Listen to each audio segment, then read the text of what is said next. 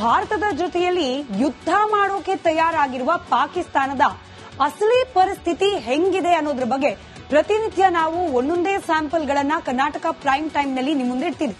ಅಲ್ಲಿನ ಸೇನಾ ಪರಿಸ್ಥಿತಿ ಎಷ್ಟು ಹದಗೆಟ್ಟಿದೆ, ಪಾಕಿಸ್ತಾನದ ಅಂತಾರಾಷ್ಟ್ರೀಯ ಮಟ್ಟದಲ್ಲಿನ ದ್ವಿಪಕ್ಷೀಯ ಸಂಬಂಧಗಳು ಎಷ್ಟು ಮಟ್ಟಿಗೆ ಹಾಳಾಗಿ ಹೋಗಿದೆ, ಹಾಗೆ ಅಲ್ಲಿನ ಸೇನಾಧಿಕಾರಿಗಳು ಹಾಗೆ ರಾಜಕಾರಣಿಗಳ ಮನಸ್ಥಿತಿ ಹೇಗಿದೆ, ಇದೆಲ್ಲದರ ವಿವರಣೆಯನ್ನ ಈಗ ಆಲ್ರೆಡಿ ಕರ್ನಾಟಕ ಪ್ರೈಮ್ ಟೈಮ್ ನಲ್ಲಿ ನಿಮ್ಮ ಮುಂದೆ ಇಟ್ಟಿದೆ.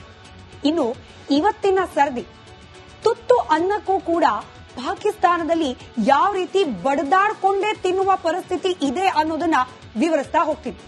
ಪಾಕಿಸ್ತಾನದಲ್ಲಿ ಸೇನೆ ಪ್ರತಿನಿತ್ಯ ಕೂಡ ಭಯದಲ್ಲೇನೆ ಕಾಲ ಕಳೀತಾ ಇದೆ.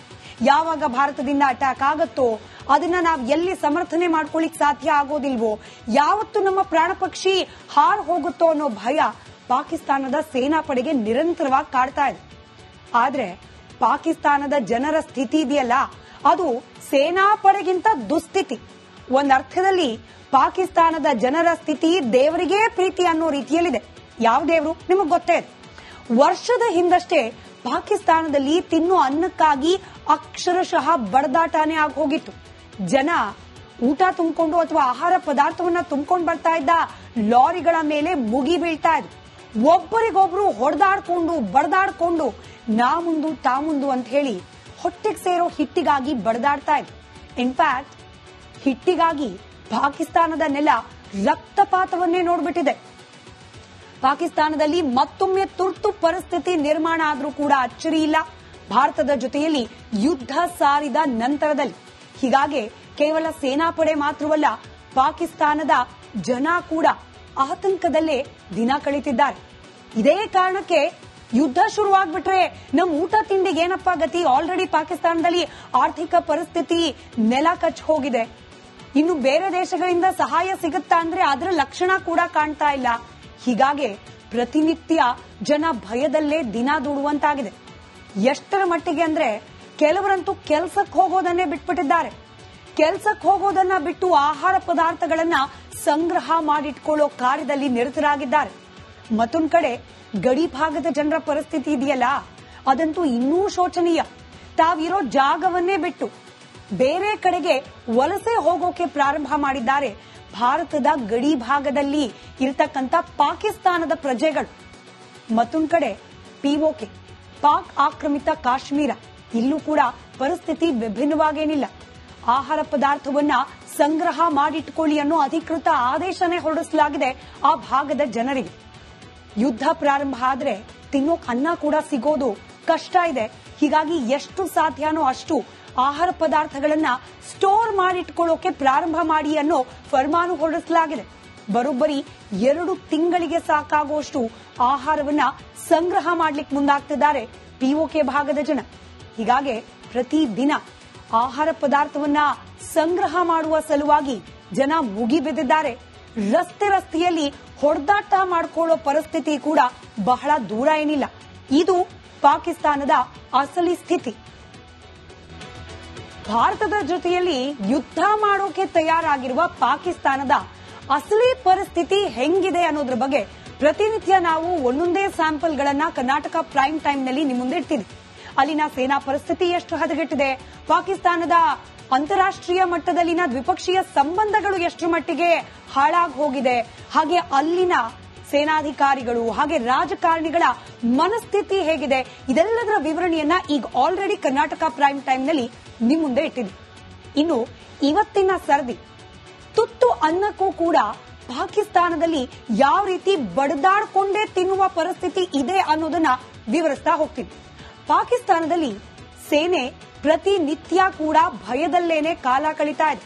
ಯಾವಾಗ ಭಾರತದಿಂದ ಅಟ್ಯಾಕ್ ಆಗತ್ತೋ ಅದನ್ನ ನಾವು ಎಲ್ಲಿ ಸಮರ್ಥನೆ ಮಾಡ್ಕೊಳ್ಳಿಕ್ ಸಾಧ್ಯ ಆಗೋದಿಲ್ವೋ, ಯಾವತ್ತು ನಮ್ಮ ಪ್ರಾಣ ಪಕ್ಷಿ ಹಾರ್ ಹೋಗುತ್ತೋ ಅನ್ನೋ ಭಯ ಪಾಕಿಸ್ತಾನದ ಸೇನಾ ಪಡೆಗೆ ನಿರಂತರವಾಗಿ ಕಾಡ್ತಾ ಇದೆ.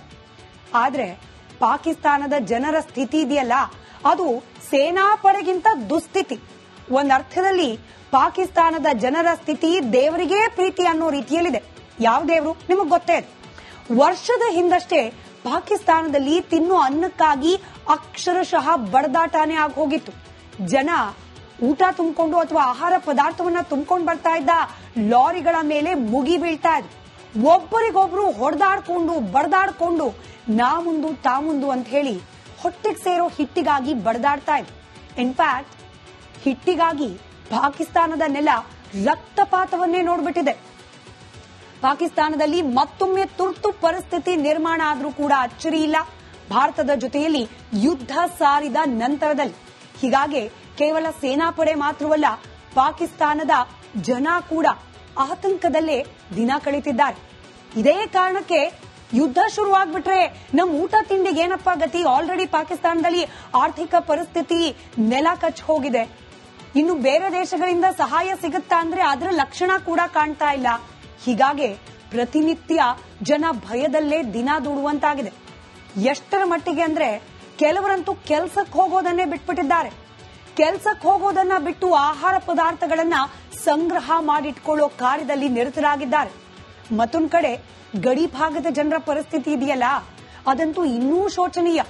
ತಾವಿರೋ ಜಾಗವನ್ನೇ ಬಿಟ್ಟು ಬೇರೆ ಕಡೆಗೆ ವಲಸೆ ಹೋಗೋಕೆ ಪ್ರಾರಂಭ ಮಾಡಿದ್ದಾರೆ ಭಾರತದ ಗಡಿ ಭಾಗದಲ್ಲಿ ಇರತಕ್ಕಂತ ಪಾಕಿಸ್ತಾನದ ಪ್ರಜೆಗಳು. ಮತ್ತೊಂದ್ ಕಡೆ ಪಿಒಕೆ, ಪಾಕ್ ಆಕ್ರಮಿತ ಕಾಶ್ಮೀರ, ಇಲ್ಲೂ ಕೂಡ ಪರಿಸ್ಥಿತಿ ವಿಭಿನ್ನವಾಗೇನಿಲ್ಲ.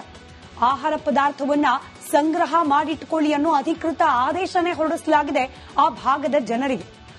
ಯುದ್ಧ ಪ್ರಾರಂಭ ಆದ್ರೆ ತಿನ್ನೋಕ್ ಅನ್ನ ಕೂಡ ಸಿಗೋದು ಕಷ್ಟ ಇದೆ. ಹೀಗಾಗಿ ಎಷ್ಟು ಸಾಧ್ಯನೋ ಅಷ್ಟು ಆಹಾರ ಪದಾರ್ಥಗಳನ್ನ ಸ್ಟೋರ್ ಮಾಡಿಟ್ಕೊಳ್ಳೋಕೆ ಪ್ರಾರಂಭ ಮಾಡಿ ಅನ್ನೋ ಫರ್ಮಾನು ಹೊರಡಿಸಲಾಗಿದೆ. ಬರೋಬ್ಬರಿ 2 ತಿಂಗಳಿಗೆ ಸಾಕಾಗುವಷ್ಟು ಆಹಾರವನ್ನ ಸಂಗ್ರಹ ಮಾಡ್ಲಿಕ್ಕೆ ಮುಂದಾಗ್ತಿದ್ದಾರೆ ಪಿಒಕೆ ಭಾಗದ ಜನ. ಹೀಗಾಗಿ ಪ್ರತಿದಿನ ಆಹಾರ ಪದಾರ್ಥವನ್ನ ಸಂಗ್ರಹ ಮಾಡುವ ಸಲುವಾಗಿ ಜನ ಮುಗಿಬಿದ್ದಿದ್ದಾರೆ. ರಸ್ತೆಯಲ್ಲಿ ಹೊಡೆದಾಟ ಮಾಡಿಕೊಳ್ಳೋ ಪರಿಸ್ಥಿತಿ ಕೂಡ ಬಹಳ ದೂರ ಏನಿಲ್ಲ. ಇದು ಪಾಕಿಸ್ತಾನದ ಅಸಲಿ ಸ್ಥಿತಿ. ಭಾರತದ ಜೊತೆಯಲ್ಲಿ ಯುದ್ಧ ಮಾಡೋಕೆ ತಯಾರಾಗಿರುವ ಪಾಕಿಸ್ತಾನದ ಅಸಲಿ ಪರಿಸ್ಥಿತಿ ಹೆಂಗಿದೆ ಅನ್ನೋದ್ರ ಬಗ್ಗೆ ಪ್ರತಿನಿತ್ಯ ನಾವು ಒಂದೊಂದೇ ಸ್ಯಾಂಪಲ್ಗಳನ್ನ ಕರ್ನಾಟಕ ಪ್ರೈಮ್ ಟೈಮ್ ನಲ್ಲಿ ನಿಮ್ಮ ಮುಂದೆ ಇಡ್ತೀವಿ. ಅಲ್ಲಿನ ಸೇನಾ ಪರಿಸ್ಥಿತಿ ಎಷ್ಟು ಹದಗೆಟ್ಟಿದೆ, ಪಾಕಿಸ್ತಾನದ ಅಂತಾರಾಷ್ಟ್ರೀಯ ಮಟ್ಟದಲ್ಲಿನ ದ್ವಿಪಕ್ಷೀಯ ಸಂಬಂಧಗಳು ಎಷ್ಟರ ಮಟ್ಟಿಗೆ ಹಾಳಾಗಿ ಹೋಗಿದೆ, ಹಾಗೆ ಅಲ್ಲಿನ ಸೇನಾಧಿಕಾರಿಗಳು ಹಾಗೆ ರಾಜಕಾರಣಿಗಳ ಮನಸ್ಥಿತಿ ಹೇಗಿದೆ, ಇದೆಲ್ಲದರ ವಿವರಣೆಯನ್ನ ಈಗ ಆಲ್ರೆಡಿ ಕರ್ನಾಟಕ ಪ್ರೈಮ್ ಟೈಮ್ ನಲ್ಲಿ ನಿಮ್ಮ ಮುಂದೆ ಇಟ್ಟಿದೆ. ಇನ್ನು ಇವತ್ತಿನ ಸರದಿ ತುತ್ತು ಅನ್ನಕ್ಕೂ ಕೂಡ ಪಾಕಿಸ್ತಾನದಲ್ಲಿ ಯಾವ ರೀತಿ ಬಡದಾಡ್ಕೊಂಡೇ ತಿನ್ನುವ ಪರಿಸ್ಥಿತಿ ಇದೆ ಅನ್ನೋದನ್ನ ವಿವರಿಸ್ತಾ ಹೋಗ್ತೀವಿ. ಪಾಕಿಸ್ತಾನದಲ್ಲಿ ಸೇನೆ ಪ್ರತಿನಿತ್ಯ ಕೂಡ ಭಯದಲ್ಲೇನೆ ಕಾಲ ಕಳೀತಾ ಇದೆ.